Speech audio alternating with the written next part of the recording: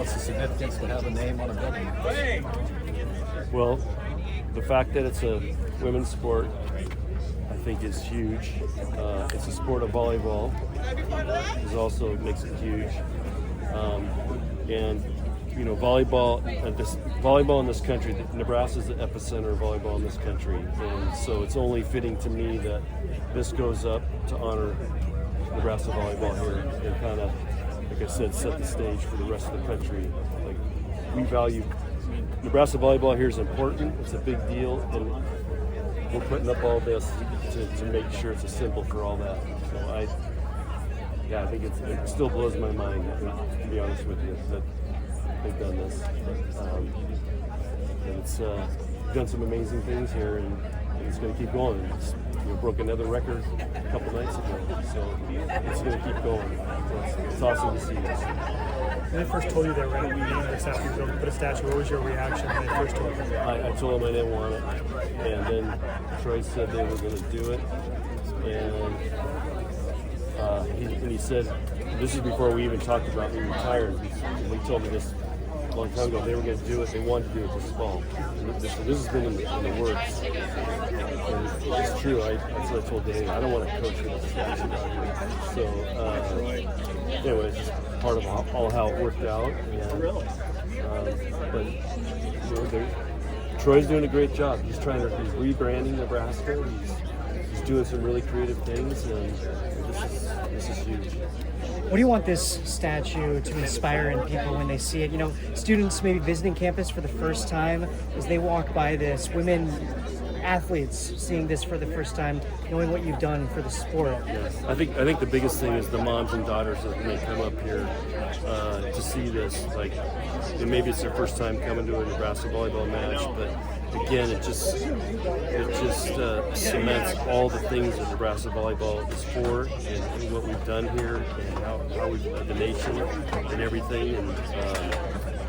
And again, this is just a great reminder as people walk, because most of the people walk through here to come up to to go to a match. So it's just a great reminder. There are a few coaches from this school that can see things named after them. What does that say just about how much sports are valued at the school and in the Lincoln community? Yeah, Coach Osborne called me yesterday and said he couldn't be here, but he was really proud. And I asked him, what, you know how he is. He said, "Oh, I don't know, John. It's a statue, you know." Because I'm like, what does all this mean? And but to be with Coach Devaney and Coach Osborne, and again, first women's sport to have, I don't know, maybe Tennessee has Pat Summit or something like that, but for the sport of volleyball, again, this is just tremendous. How much significant is the volleyball league Nebraska is represented from that statue? Were you involved in kind of the idea creation of what the statue was going to be of? No. The only thing is they sent me a bunch of pictures. They said, which picture do you like? That's from the stadium match. And that's kind of been ever since that happened, that's kind of been the iconic picture that I was a part of. And once I saw that, I'm like, we got to do that one. And everybody agreed. And of course, George, Lundeen, loved it. The only difference, he wanted to put a cowboy hat on it. He's a cowboy. His wife has horses. So that's why he had the cowboy hat. And when I saw the thing draped, I'm like, he ended up putting a cowboy hat on that because everybody here kind of mixed it. Because it looked funny having a cowboy hat on a volleyball coach in New York. So anyway, we had fun with that. Generations from now, when people come here who maybe don't know about the legacy, they ask, who is John Cook, to somebody who's giving a tour. What do you want the first thing for them to say about you? What do you want that kind of epigraph of your legacy to be? That's a good question. What I want the legacy is what Troy said. I've got 3 former players running this program, and I think that says it all right there. That's a great idea. We built this thing to be able to pass it on to players that played here, and that's a legacy, and that's a tradition, and it's a culture that all goes with that. And that's my proudest thing is being able to have Danny come here and be the head coach. I mean, that's of all the things I've done, that's number one. And again, it wasn't always smooth with Danny and I, and she almost quit, and I told her she had to go away. She did everything, and now she's ready, and of course she starts off the year ranked #1. That wasn't very fair, but anyway, that's what I want people to know. What has it been like for you to step back and watch Devaney build her legacy here? I love watching the Huskers. I have to pace. I get so nervous, but I just love watching them on TV. I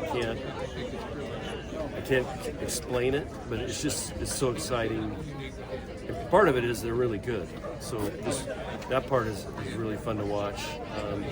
All the matches have been huge matches. I mean, they're playing a great schedule, and the Creighton match was new court and everything. That was beautiful on TV and fun to watch. So I'm kind of still living it, but in a fun way, a fan way. But I do get nervous. What are you going to tell your grandkids about the statue when you bring them down here to come look at it? Well, I wanted to bring my granddaughter. It didn't work out. She really wanted to go, and I got to take a picture for her. But and several of my nieces and nephews were here. They go to school here, so I just wanted them to be proud and hopefully inspire them to do great things. Do you remember about what it was like to bring national championships back to college sports community city? Well, the first time it happened in 2000, it was awesome. We did it. I think we did it.